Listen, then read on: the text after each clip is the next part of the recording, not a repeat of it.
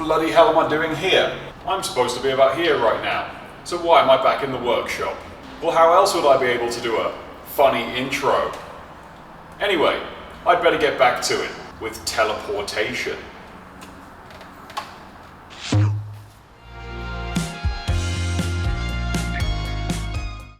I'm going to ride something like 30,000 miles in I don't know how many days through a lot of different countries. Across Australia from Sydney to Perth, then from South Africa up through to North Africa into Egypt, and then taking the back road round through Eastern Europe, stopping at several places, and eventually landing up in Plymouth, England. I'll be bringing cameras. These ones. I'll be going on my own, so there won't be a cameraman. Everything will be filmed by me. There will also be no support vehicles. I'll be travelling around the world, linking up with myself at the borders. But really, the motorcycle will be on its own.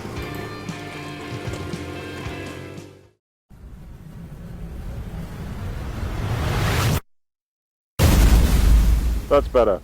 Well, let's not do any more teleporting. Anyway, let's go.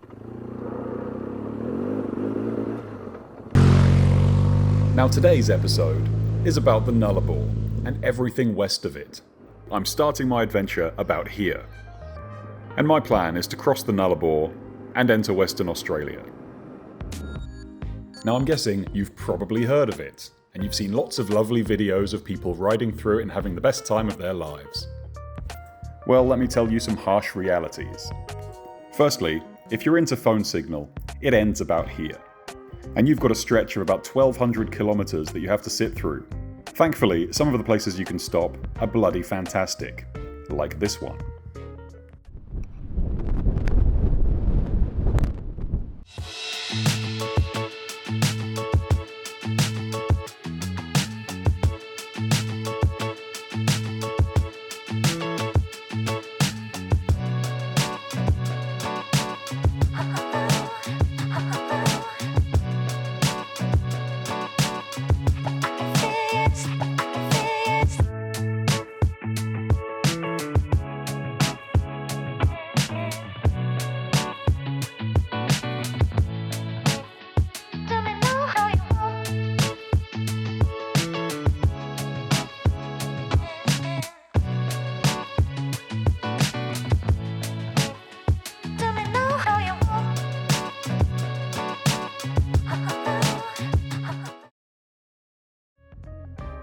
During trips like these, Netflix can only occupy your attention for a certain amount of time. After this, you have to resort to other things.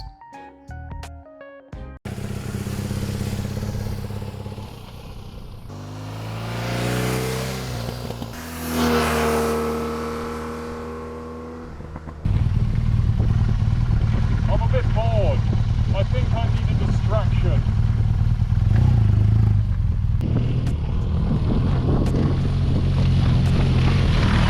And if that fails, you have to stop and check out every little thing you see, like abandoned houses, full of bees. It's all fun and games when you're travelling through abandoned houses. But naturally, of course, you're going to stumble across things that are regularly seen in such places. For example, a bath full of bees. Because why wouldn't there be one of those?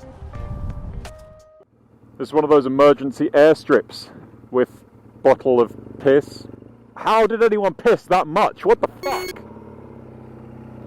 Anyway, better take off.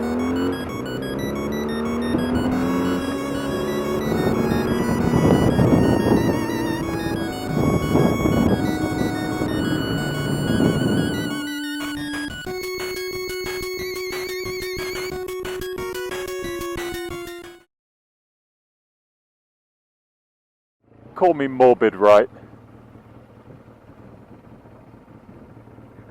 That's a fucking body for sure.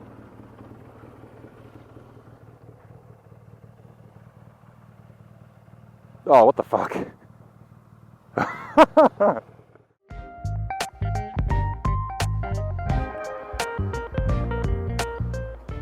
Now for some reason, Western Australia thinks that it's its own country, and it's got a border crossing where they check you for fruit and nuts like little monkeys. It's a bit cute. You should try it out. Hello, good, thank you. How you doing? No, I just got some tin stuff. This is one of those decisions I'll probably live to regret, because I just took a random side path that looked like it went towards the coast, and it's gone on forever and it's become tiny little roads like this. So I'm gonna trust the process and find out where it goes, because that's what this trip's all about. I think this will do me for tonight. This sounds already horrible as it is, and if I carry on further, you end up with that horrible powdery white stuff which I've got absolutely no chance in. So this is almost like the end of the road with a perfect little cutout. So I'm gonna sleep there.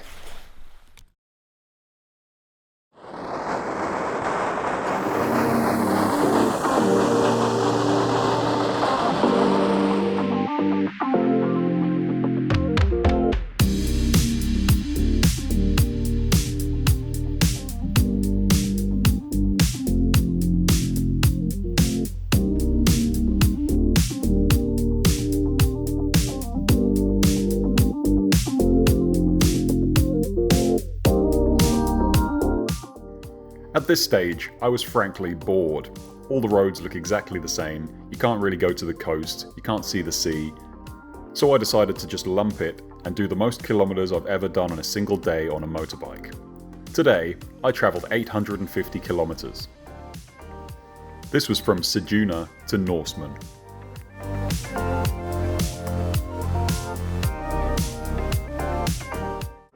Moodini must be famous for its disappearing cows. Well, there are no cows anywhere to be seen, so I guess the legends are true. There's literally nothing here. Nothing, nothing, nothing. And it makes you appreciate the exciting things in life, like corners. During this trip, I've managed to lose a total of 2 phones.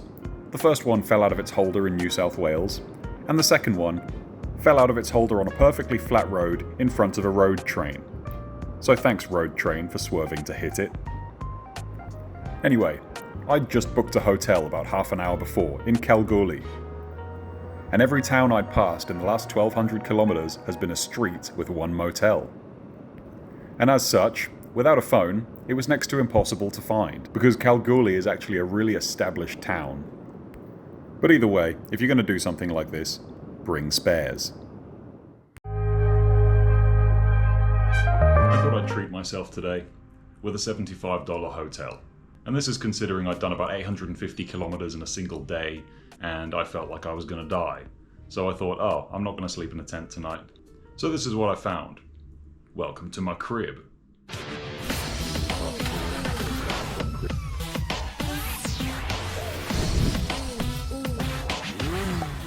I know it kind of looks like it's been lived in, because it has been, because this is the morning. But anyway, today hopefully I will end up in Perth. And then I'll be able to load my bike onto a thing. And I'm actually really glad I did this part of the trip in Australia rather than just shipping it from Sydney, because I have found so much stuff that I could easily get rid of. Almost this entire thing is full of little bits of crap that I thought I might need, including stupid shit like a waterproof bag. So I can free up all that space and loads of other stuff. And this one's about half as full as it was. So I'm pretty happy with that. The only other thing I have to do is figure out a proper phone mount, because this one decided to drop 2 phones on the way here. One of them was on a pretty bumpy road, so I thought, oh, it's understandable. But the other one was literally going down a highway, and my spare phone fell out of the holder, and I'm pretty sure the road train behind me swerved a little bit to run over the phone. So now it's in many bits. So now I have to add 2 new phones to the shopping list of things I have to get, and that's not cheap. And in the meantime, while my bike is going to be at sea, which is about a month, I'll be able to figure out something better to hold it in place. Because that phone holder was ripped off in a rage and thrown somewhere. I wonder who by.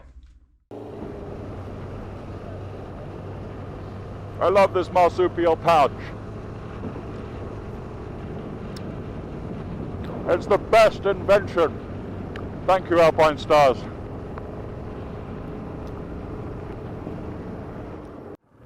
How does a car even get over there? Don't desperately want to drop anything because there could be snakes here. Well, this is probably a really stupid idea. What on earth are you doing? Soft sand.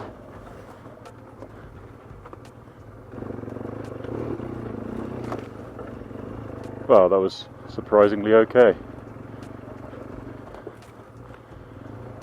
Might be getting better at this off-road thing. Famous last words. There's nothing else here. I just wanted to look at this broken car. Now I've got to hope I can actually get out of here.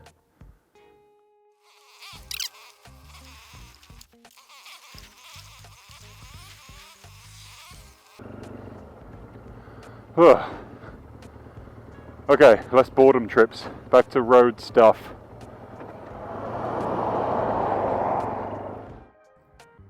Now thankfully things get a bit more civilised as you head towards Perth. But not until you're almost there. But eventually I got to the place where I had to deliver the bike. So this is the last 5 kilometers of the trip. And as you can see, I don't know if you can see, I've done 400 kilometers to this tank with a fuel economy of 5.6 litres per 100. And I've been told that I need to deliver this bike with as little fuel in it as possible. So what I've done is, because right now is the time where I would be thinking I should fill up really soon, otherwise I'm stranded. So I have put 5.6 litres of fuel in the bike to give me an extra 100 kilometres of range. So that'll give me a bit of time to go to Perth and do some errands and, I don't know, things. And then I'll be able to drop it off and hopefully have enough to get to a fuel station in South Africa when the bike arrives.